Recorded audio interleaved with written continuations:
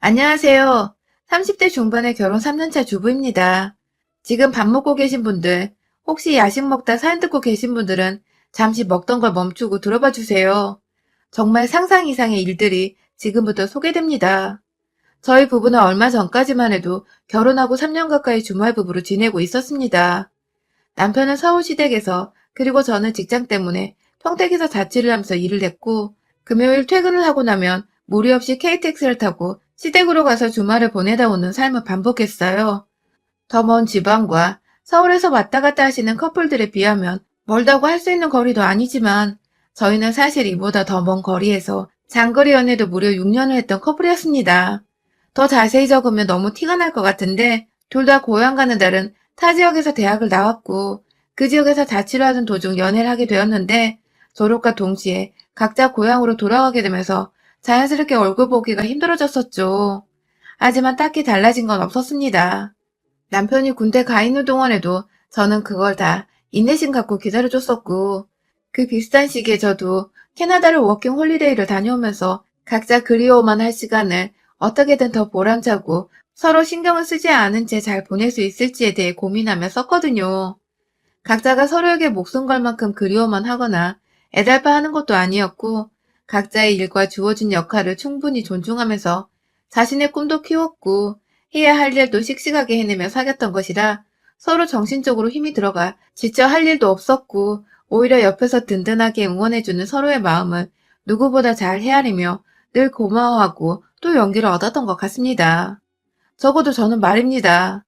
그렇게 연애 때부터 6년을 서울과 전라남도로 왔다 갔다 하면서 시간이 될 때 주말이 되면 중간 지점에서 만난다거나, 가끔 남편이 저희 집으로 와서 잠까지 자면서 놀다가 가곤 했어요. 당연히 저희 부모님도 저희 두 사람을 결혼하기 전부터 잘 알고 계셨고, 집에서 재우기까지 하며 남편과는 더 각별하게 지내셨답니다.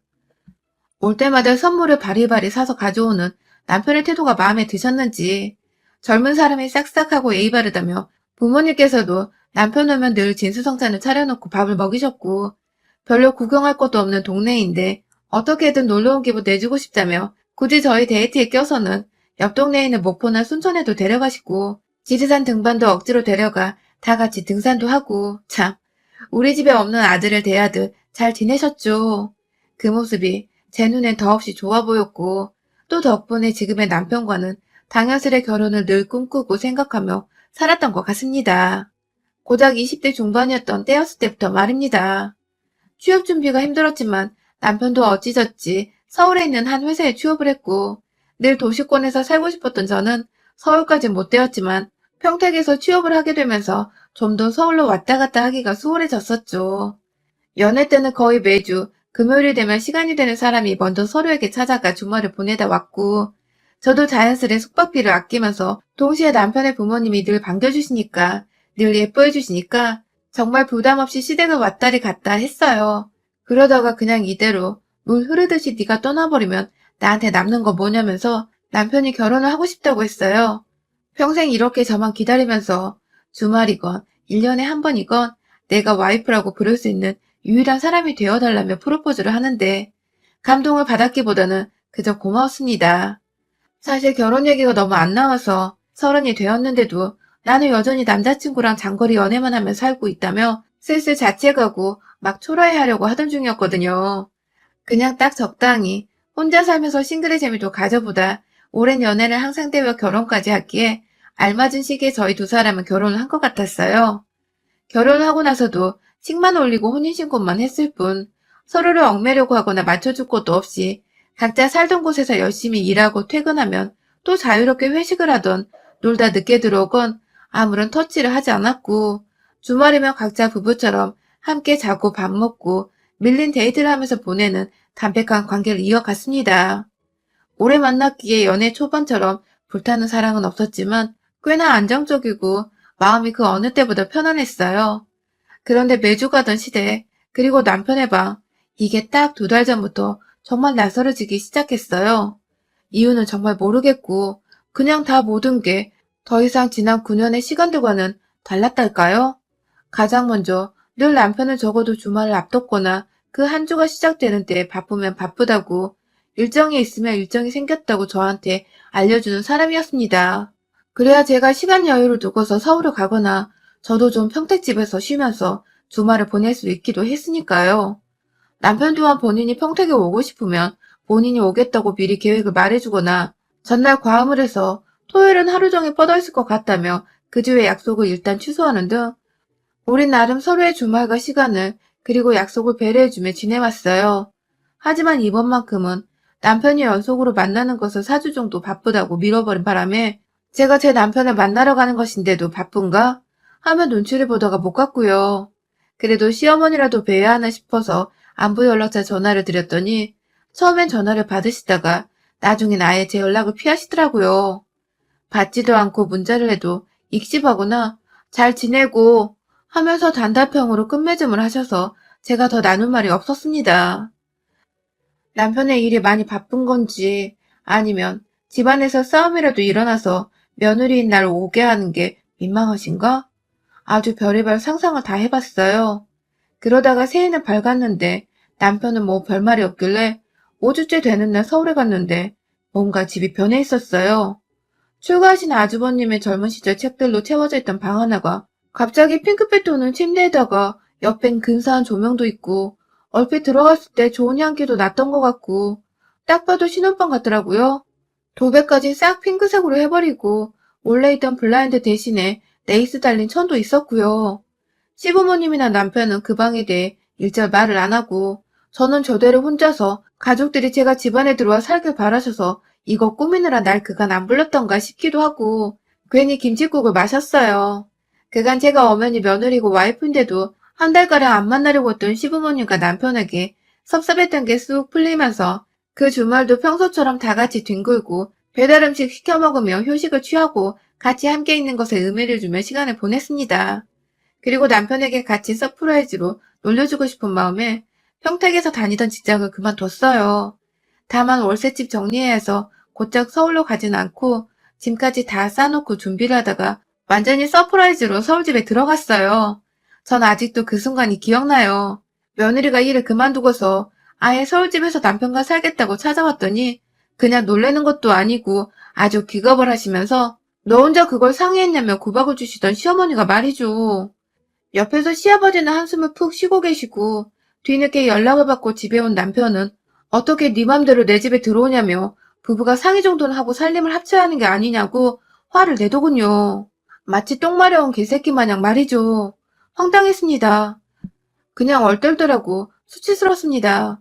남편 말대로 저희는 부부인데 그냥 사실혼도 아니고 동거도 아니고 엄연히 혼인신고까지 되어 있는 3년차 부부인데 남편 옆에 살고 싶어서 일 그만두고 살림 합쳐보려고 온 와이프한테 이게 화까지 낼 일이냐고요.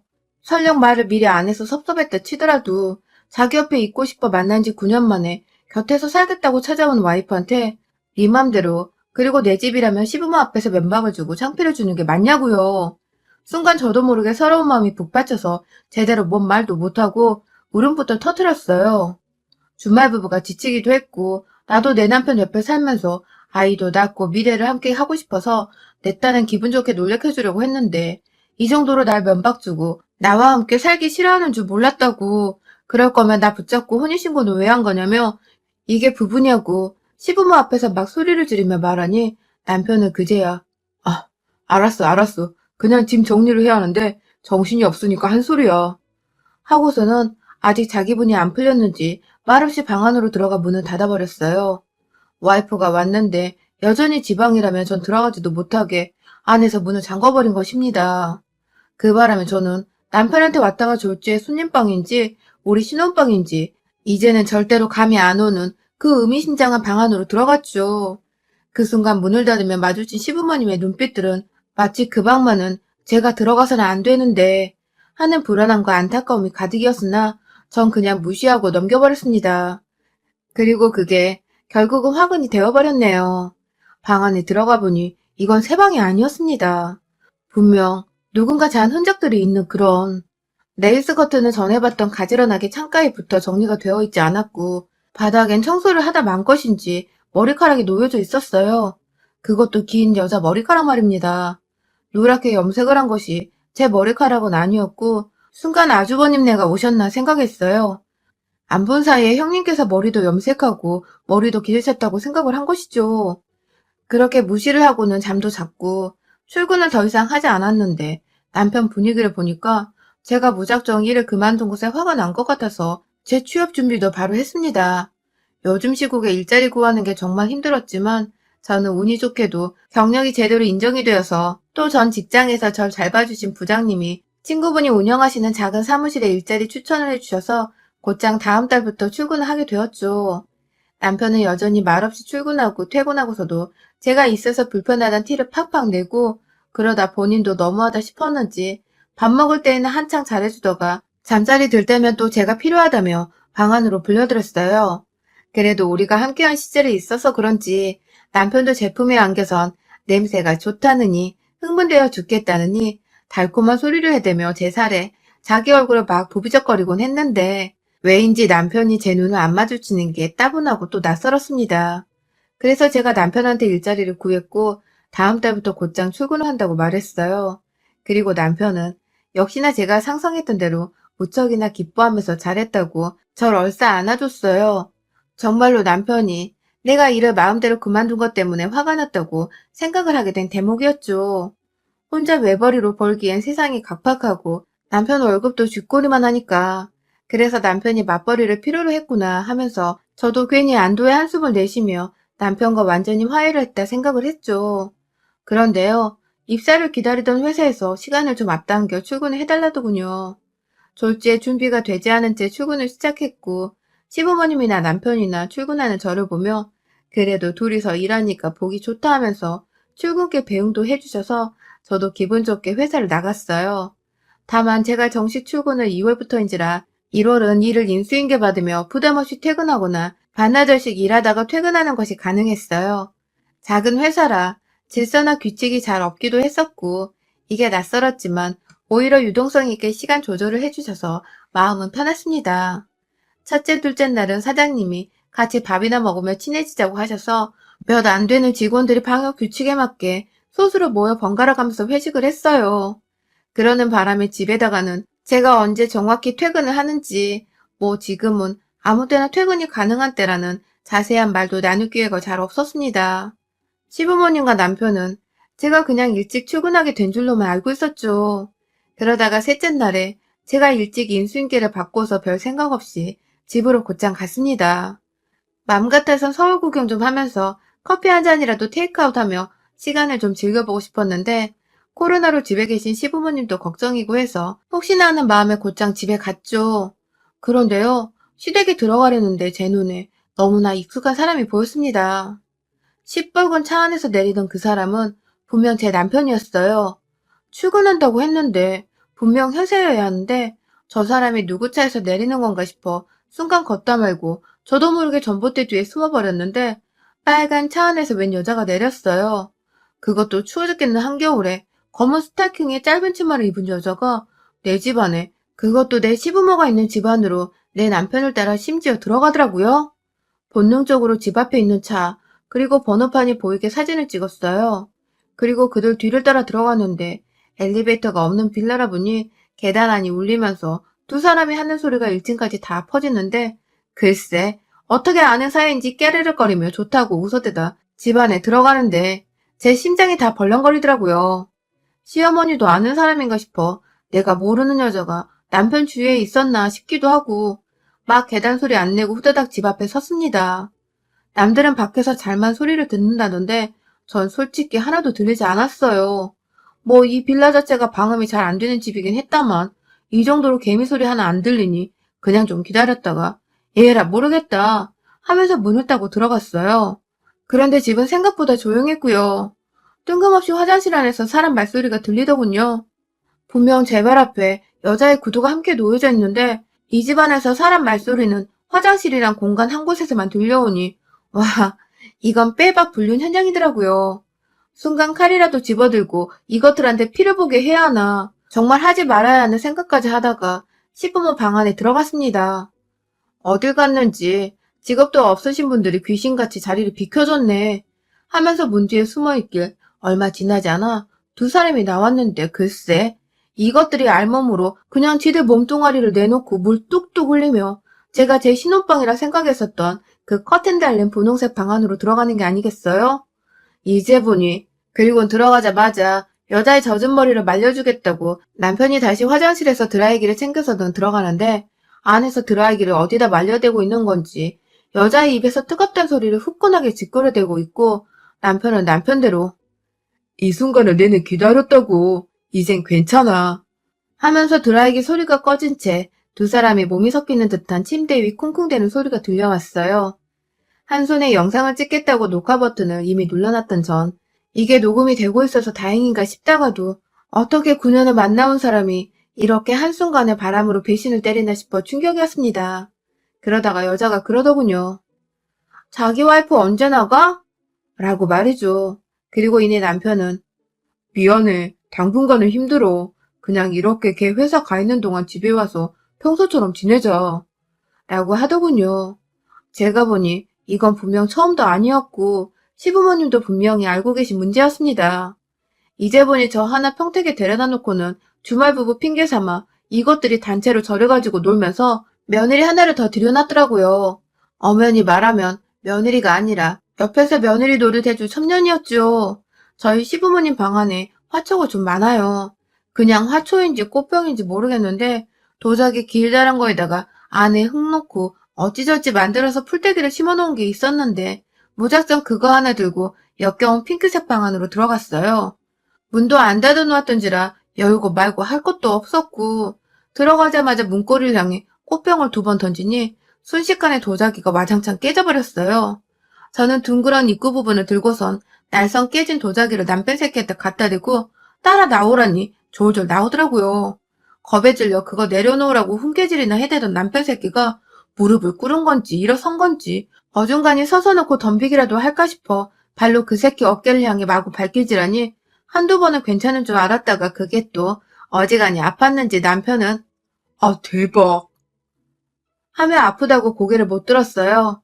남자니까 제가 힘이 당연히 부족하니 그냥 어떻게든 이 새끼 정신 못 차릴 때 확 박살내주고 싶다는 생각에 방금까지 나 말고 딴 년이랑 놀아나고 있던 그 새끼 고추를 제 정강이로 차버렸네요.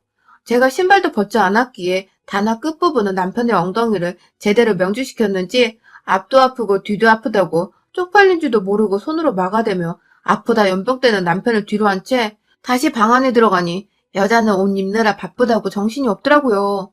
우리 시부모님 어디 가셨냐니까 쇼핑이라고 하다가 급기야 말 실수인 걸 알고 입을 뒤늦게 쳐닫던 여자. 이제 보니 돈 쥐어주고서 어디 나가 쇼핑이나 맛있는 거라도 먹고 오라고 시부모님을 밖에 내보낸 것 같은데 그런 식으로 여지껏 두 집 살림을 하는 내 남편과 놀아나며 날 잘도 기만했구나 싶어 콧구멍에서 콧바람이 마구 뿜어져 나오더군요. 바닥에 떨어져 있던 흙이 뿌리에 굳어져 화분 모양대로 여전히 매달려 있는 그 화초를 쥐어잡고서 흙뿌리 부분을 그년 대가리를 향해서 마구 내리쳤습니다. 한 번씩 내리칠 때마다 흙이 뭉텅이로 뿌리에서 튕겨져 나가느라 그년 주변으로 난리를 피우며 흩어졌는데 정말 맨 뿌리가 보일 때까지 제 발길질을 섞어가면서 네가 뭔데 유부남 집에 쳐들어와서 방을 만들고 살림을 차리려 하고 지랄이야 하며 화초 망가질 때까지 후렵해다가 머리 쥐어뜯고 흔들고 아주 개망나니 개차반으로 만들어 놓고서야 제 힘이 붙여서 그만뒀어요. 경찰에 신고를 했습니다. 내 시댁안에 내가 사는 집인데 웬 여자가 내 허락도 없이 내 남편과 자고 있다고 하니 전화 받으시는 분이 여자분이셨는데 딱 기다리라고 하시더니 정말 5분도 안 되어 경찰이 도착했어요. 남편은 남편대로 집안일이라고 돌려보내려 안달이고 저는 저대로 불륜 저지른 년놈들인데 잡아가라며 지랄 발광을 하고 있고 여자는 여자대로 제가 옷을 빼내던 바람에 팬티랑 브레이저만 겨우 입은 채로 구석에 찌그러져 있다가 폭행죄로 저를 신고하고 싶은데 그러면 제가 더 쑤시고 다니며 복수할까 불안한지 한숨만 푹 쉬더군요. 결국 경찰분은 상간녀를 일단 집 밖으로 보내주는 것을 마무리 짓고 가셨고요. 저는 저대로 그년이 정신없이 나가느라 놓고 간 가방 안 주민등록증을 꺼내서 거기에 적힌 주소지로 찾아갔습니다. 서대문구 무슨 고등학교 옆에 있는 조그만한 단독주택이길래 그 앞에 서서 고성을 질러대며 바람핀 새끼 안 나오면 들어 눕겠다고 한참 난리를 피우니 그 동네 주민들도 나오고 누가 경찰에 신고를 했는지 또 경찰은 출동을 했고 제 눈은 오로지 그 주택에 향해 있고 결국 그 옆에 세워진 그녀의 빨간 차 위에 올라가 발로 몇 번 뛰면서 밟아버리니 여자가 나오더군요. 부모님과 함께 말이죠. 그리고 저는 그녀의 부모를 보자마자 제가 찍은 영상을 소리 최대로 키워놓곤 사람들한테 보여줬어요. 초반은 다 소리밖에 없지만 막판에 제가 화초두고 쳐들어가며 그 년놈들 알몸 상태로 뒹구는 것도 다 찍었거든요. 그냥 부모는 그만 보여주라고 난리를 피우고 저는 저대로 이게 끝이 아니라 뭐라든 인연이 아는 사람들 주변 사람들한테 내 남편이랑 불륜 저지른 거 다 퍼뜨리고 다닐 거라고. 명예훼손 걸면 내 남편과 이혼소송하고 받는 위자료로 다 낼 거니까 얼마든 명예훼손 걸라고 난리를 피웠어요. 주민들은 제가 딱 했는지 그중에 어느 아주머니는 춥다고 목도리까지 쥐어주시고 다른 한쪽에선 제대로 사과하고 얼른 끝내라고 또 소리를 질러버린 바람에 여자네 부모는 쪽팔리다고 그냥 문을 닫고 집 안으로 들어가 버렸고 여자는 결국 부모님께까지 버림을 받곤 그 앞에서 한참 집 안으로 못 들어가다가 추워서 벌벌 떨면서 저한테 무릎을 꿇고 사과를 하더라고요. 그만 집으로 돌아가 달라고 더 이상 만나지 않겠다나 뭐라나. 그래서 제가 그 꼴 보며 뺨 한 대 때리고는 말했어요. 이제 너 가져. 그런 새끼 나 하나도 필요 없어. 라고 말이죠. 정확히 언제부터 시작된 건지 모르겠으나 그 여자는 남편이 다니던 회사 사장의 딸이었던 것 같아요. 집으로 보나 차로 보나 꽤 잘 사는 사람이었고 예전에 아주 초반에 부부 동반으로 남편 회사 모임에 참석했을 때 여자의 아빠를 분명 봤던 적이 있었거든요. 뭐야 어찌되었든 자식 새끼 잘 키워놨더니 유부남이랑 저지른 불륜 걸려서는 급기야 동네 한복판에서 개쪽을 당한 그녀 부모는 딸내미를 손절하고 싶어하는 듯 했고 저는 그 부모의 의견에 힘을 실어주고자 절대로 이혼을 하지 않기로 했습니다. 다시금 짐은 빼서 서울안에서 자취방을 꾸려 나왔어요. 우린 여전히 이혼을 하지 않은 사이이고 저는 남편뿐만 아니라 시부모님 간까지 빼내며 이것들이 사장딸과 결혼을 하려고 바라가는 것에 찬물을 끼얹어 주려고요. 다행히 여자 쪽에선 절대로 이렇게 기울어지는 집에 그것도 이혼 정리도 안 된 놈이라 결혼시키기 싫다면서 급기야 저한테 연락이 와서는 따로 좀 만나자고 5천만 원 든 돈까지 쥐어주고서는 남편 마음 좀 돌려놓으라 부탁을 하더라고요. 물론 저는 그 돈을 당신네 딸로부터 위로금 명목으로 다 챙겼고요. 그로부터 얼마 뒤에 또 소송 안 거는 조건으로 위자료 겸 돈을 또 받았는데 이거 꽤나 수입이 짭짤하네요.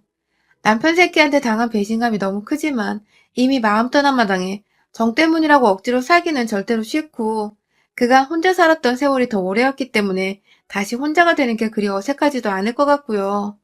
여자네 부모한테서 돈 받아둔 걸로 독립자금에 보탰으면서 남편한테 정신적 피해보상을 청구하기 유효한 시기까지 계속 이러고 살 겁니다. 그러다 남편한테 그리고 남편놈의 불륜을 침묵하고 동조한 시부모한테까지 다 손해배상 청구하고는 위자료 받아내고 깔끔하게 이혼하려고요. 뭐 이래나 저래나 좋은 건 연놈들 안 주고 저 혼자 다 받아챙기고 얻어갈 생각입니다. 여러분의 생각은 댓글로 남겨주세요. 오늘도 시청해주셔서 정말 감사합니다.